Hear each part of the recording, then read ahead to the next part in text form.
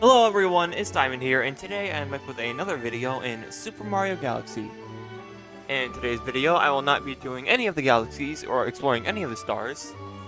I will be going into Rosalina's library, and yeah, reading her storybook. A couple of you had said that you wanted to see this, so I figured, why not, and let's go ahead and get straight into it. Ooh. Let us begin.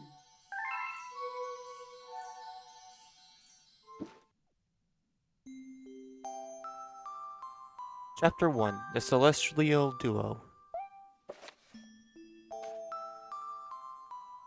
Our story begins with a very, very long time ago, with a young girl. One day, this girl spotted a rusted spaceship holding a small star child. What's your name? Are you lost? The girl asked the star child. I'm Luma, and I'm waiting for Mama. She's coming for me on a comet, said the star child, who had been waiting all day and night. Don't worry, I'll wait with you, the poor little girl promised Luma. At nightfall, the little girl borrowed her father's telescope and peered into the sky. She looked and looked and looked, but she saw nothing. Hours turned into days, and then years, but still the sky revealed nothing. Finally, the little girl sighed and said to Luma, if we stay here looking much longer, I'll be an old lady soon. But then she had an idea. Why don't we go and see and find your mother ourselves?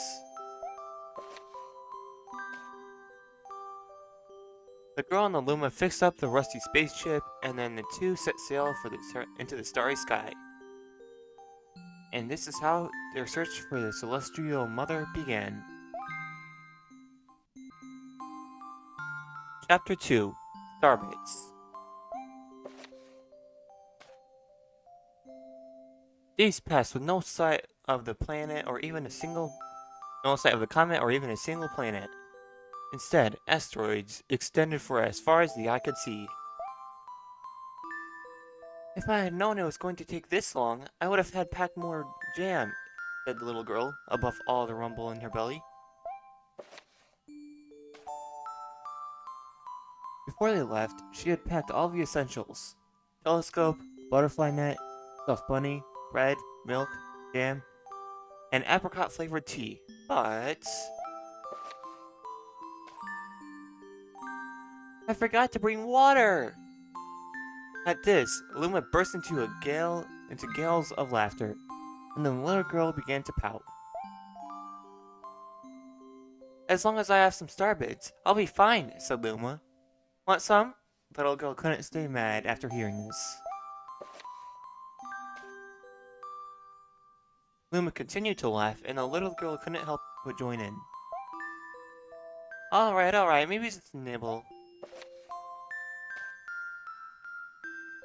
Leaning far out of the ship, the pair began to collect starbits with the girl's net. They almost fell out a few times, but they kept on collecting.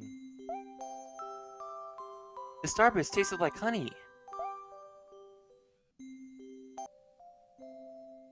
Chapter 3, The Comet.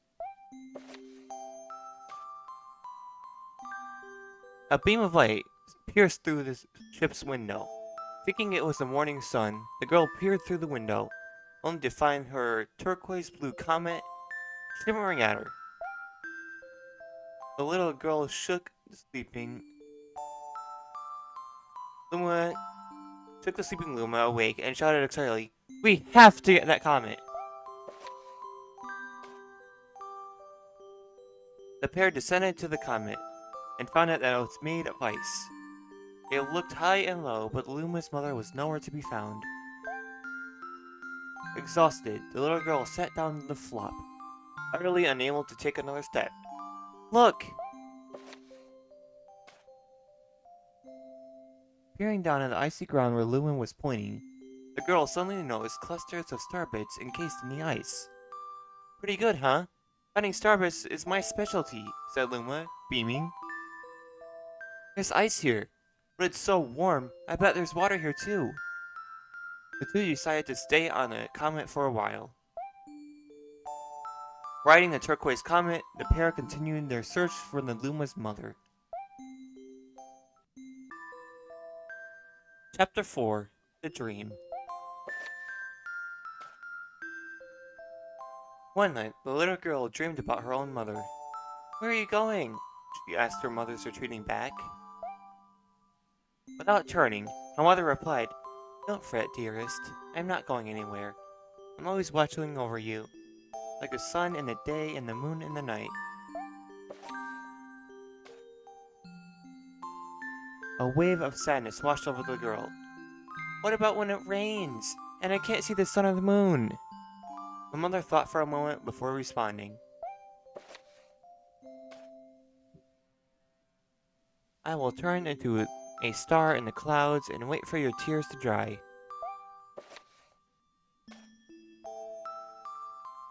When she awoke, the girl's face was damp with tears. "You have starbits in your eyes," said Luma to the girl. Wiping her face, the girl replied, "These are tears, not starbits. I'm only crying because I will never see my mother ever again." At this, Luma began to cry too. "Mama, oh mama, wah!" The pair traveled through the starry skies, and though they encountered many other comets, not one of them held Luma's mother. Luma was despondent. Now, Luma, the rain clouds won't go away if you keep on crying," the little girl said, giving her llama a squeeze. "I'll give you a present if you stop." The girl closed her eyes and said gently, "I will take care of you." With these words, she felt a small spark in her heart. Chapter 5: Home. "The kitchen will go here, and then the library will go over there," the girl said busily to herself. "We'll put the gate here." Ever since the girl took Luma under her care, she had been bustling about her feverish pace. "That's a lot of work, but it's worth to make a happy home." It turned out that starbits weren't the only thing buried in the ice. There were tools and furniture, unlike anything they had ever seen, and the girl used them to build a home. Looking at the complicated house, Luna remarked, "Don't you think it's awfully big for just the two of us?" With the library, bedroom, kitchen, fountain, and gate, it was certainly spacious, but still, something seemed to be missing.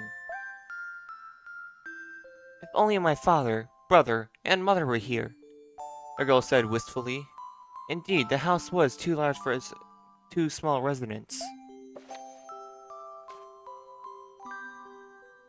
That night, clutching to her favorite stuffed bunny close to her heart, the little girl fell asleep in the starship.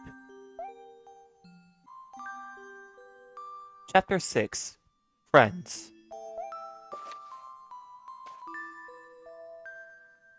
Then, one day, while the girl sat sipping tea, a tiny apricot-colored planet appeared over the horizon. From the planet, another Luma of the same color emerged. "Do you two know each other?" the little girl asked with the two Lumas, gleefully. Despite the girl's excitement, they seemed uneasy. The two Lumas neither drew closer nor backed away from each other. Instead, they just stared. Then, one Luma broke the silence.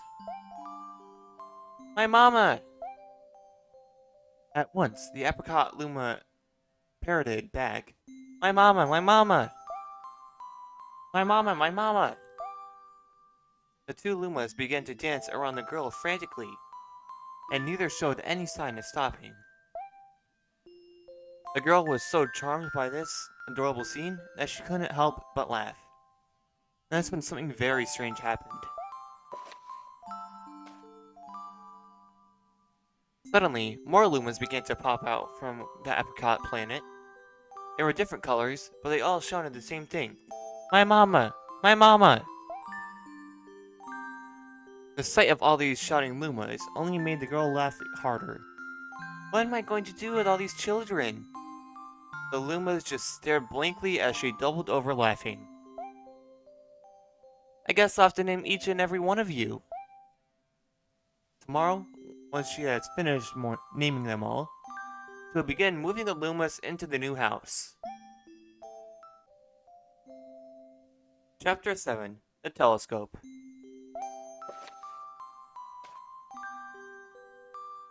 After seeing their 100th comet, a sudden thought popped into her girl's head. I wonder if my home planet was as blue as it was.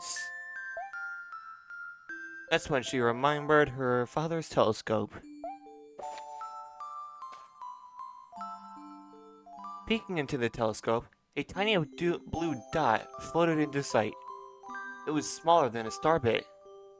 How strange, it's so far away, but it feels so close.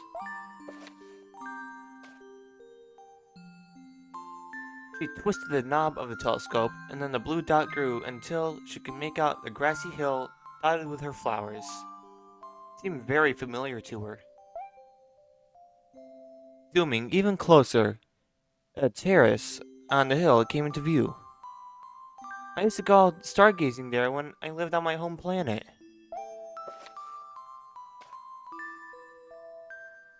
She remembered rubbing the sleep out of her eyes as she followed her father up that hill to look at the stars. She remembered how she and her brother would sled down that hill. She remembered having picnics with her mother on that hill and bright and windy days. And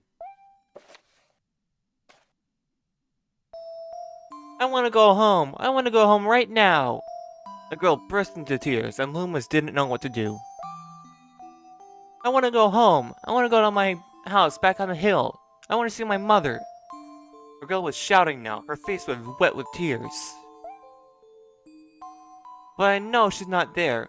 I know all along that she wasn't out there in the sky. Because...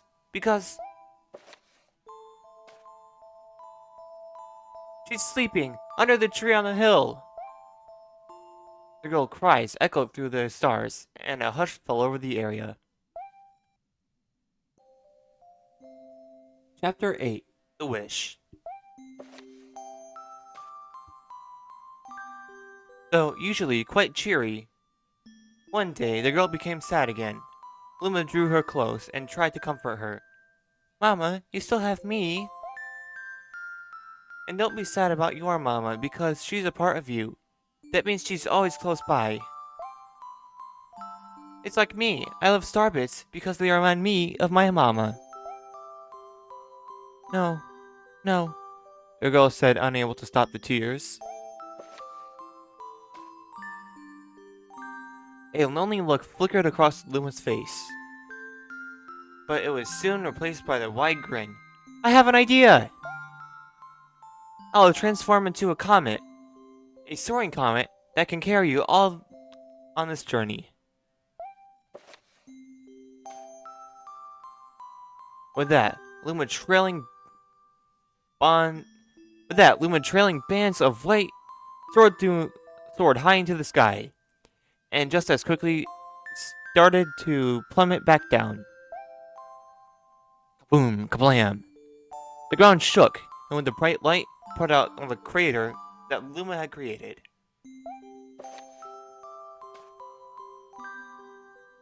The bands of light twisted together to form a comet trail. And then Luma emerged, reborn as a comet. The girl could scarcely believe her eyes.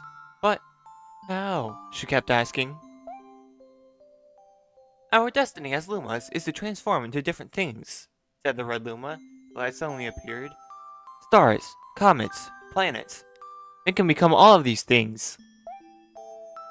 When I grow up, I want to become a special star that makes someone special smile, said the green Luma. The blue Luma chimed in. That Luma turned into a real cutie of a comet, didn't he?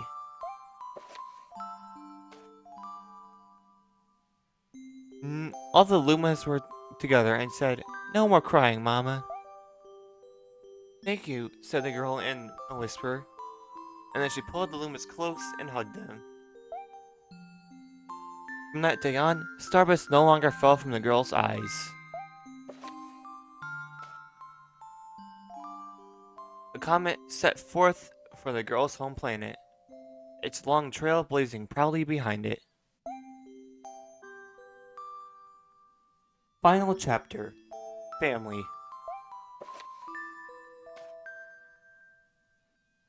With its many lumas and telescopes, the comet was quite a sight to behold.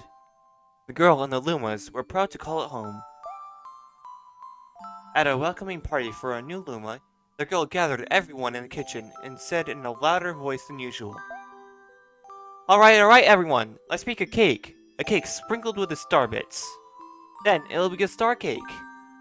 The lumas excitedly began to gather the ingredients. As she watched the lumas scurry about, the girl smiled and thought to herself, This is my family now, and I have to stay with them until they're ready to leave the nest. And when they do leave, I'll see them off with a smile. Because that's what makes the mother happiest. That night, the girl lay down asleep.